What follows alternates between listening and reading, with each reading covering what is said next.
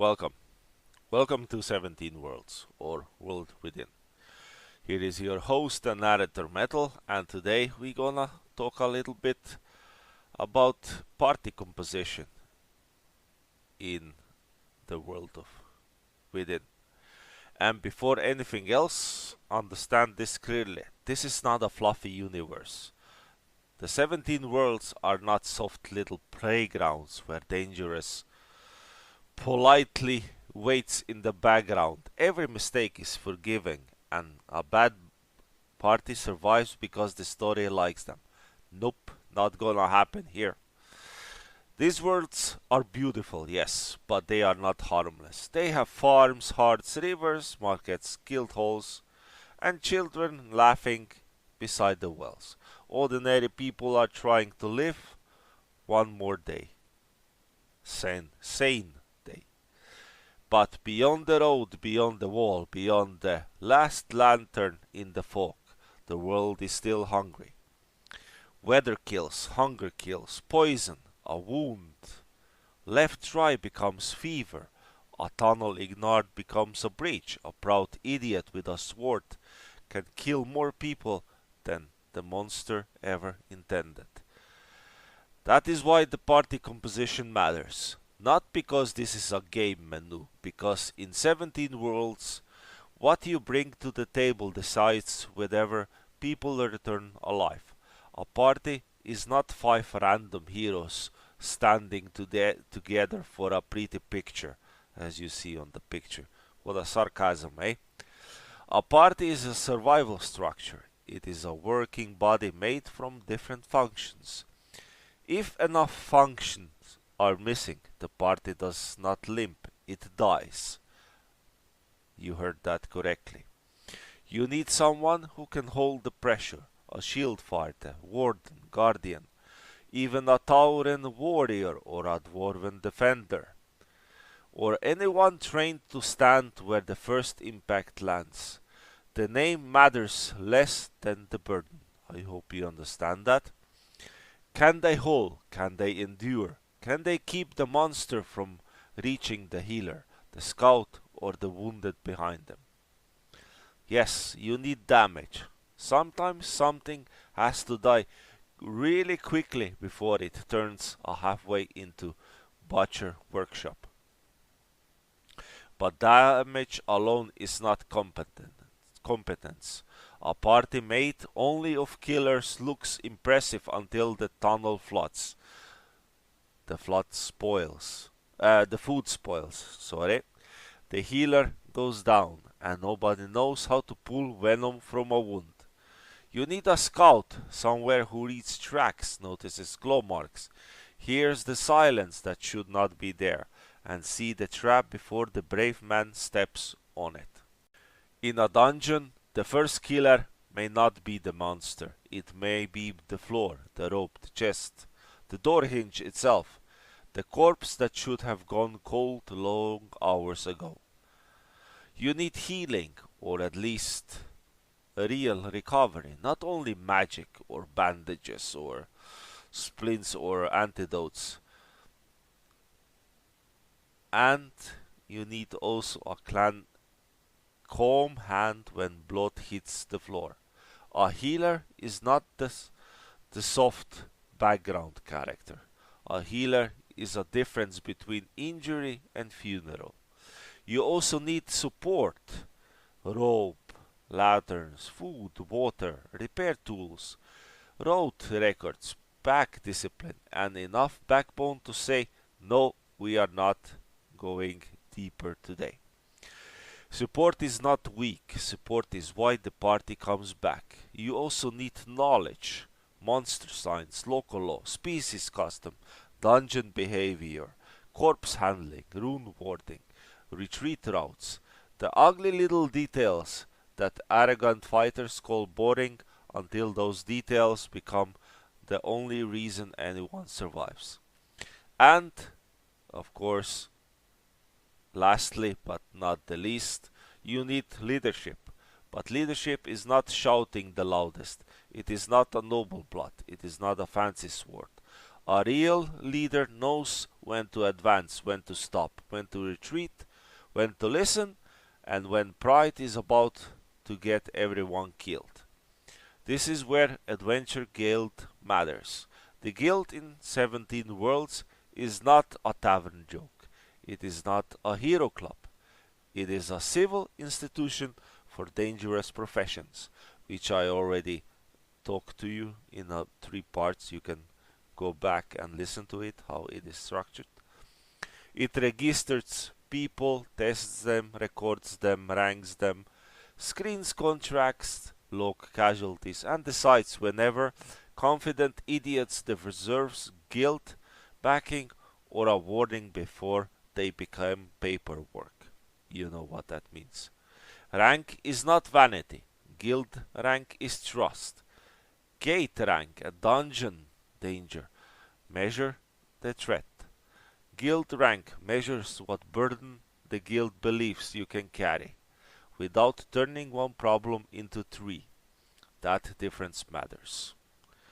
An adventurer may be strong and still not trusted. A noble may be educated and still useless in a tunnel. A mage may be powerful and still panic. Power is not the same thing as the field trust. That is why a B rank threat is where bad composition starts killing people. A party with weak scouting, no recovery, and too much ego may survive lower ranks, but then get eaten by the first contract that expects professionalism. An A rank job needs more than strength. It needs planning, specialists, transport, route discipline, recovery, supply, and people who can operate under stress without turning into animals. S rank and S plus dangers are not some heroes to go in.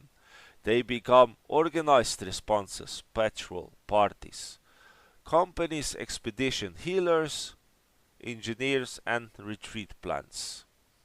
A force made only of fighters may win the clash and still fail the contract. Because the contract is not finished when something dies. The contract is finished when village survives. The breach is contained. The bodies are recovered.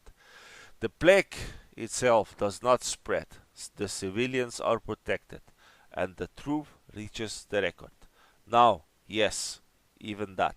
Even solo work exists. A strong veteran can clear a weak nest alone. A careful scout can survive a road job.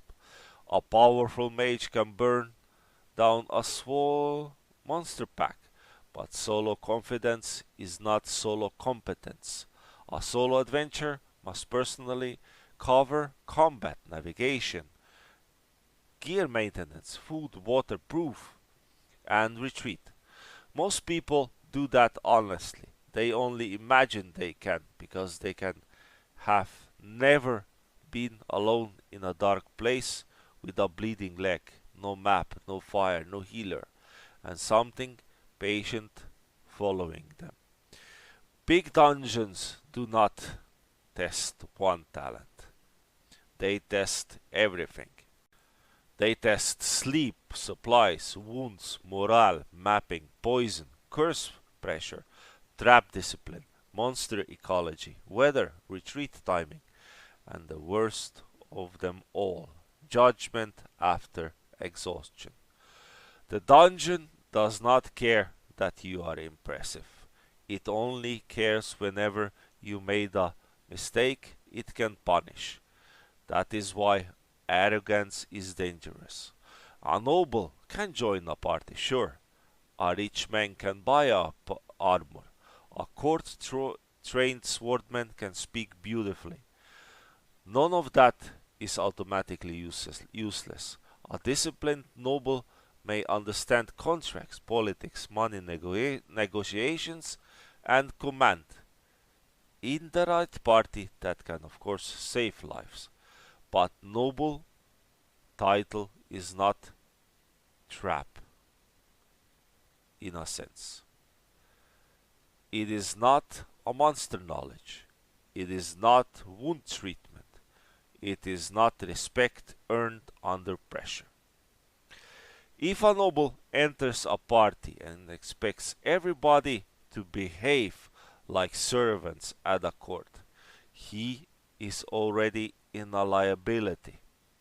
If he insults a veteran adventurer, mocks a beast folk guide, pushes a Tauren warrior, or talks down a high orc because of birthright, he may learn really quickly that rank does not stop a fist.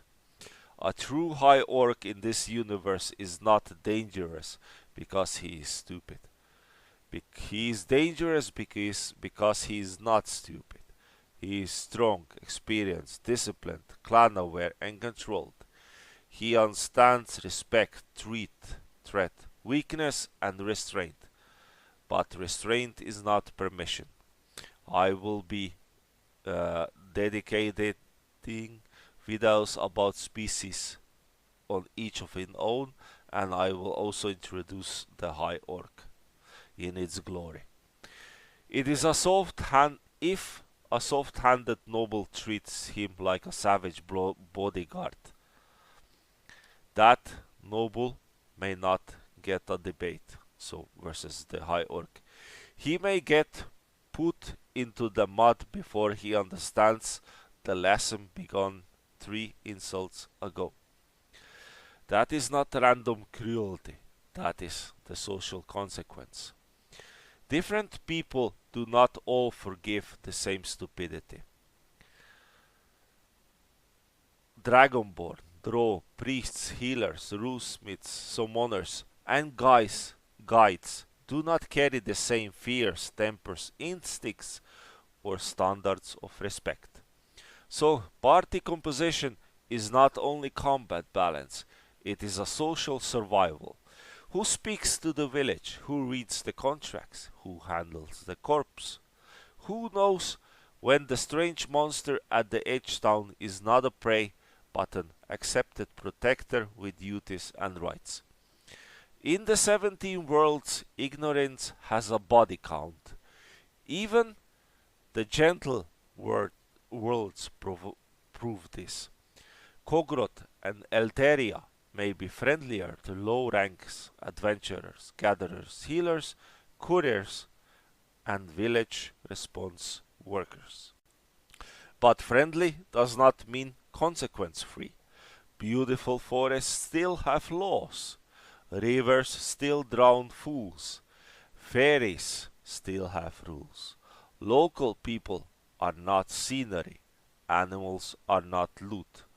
A low-rank friendly world is not stupidity friendly. That is the deeper point.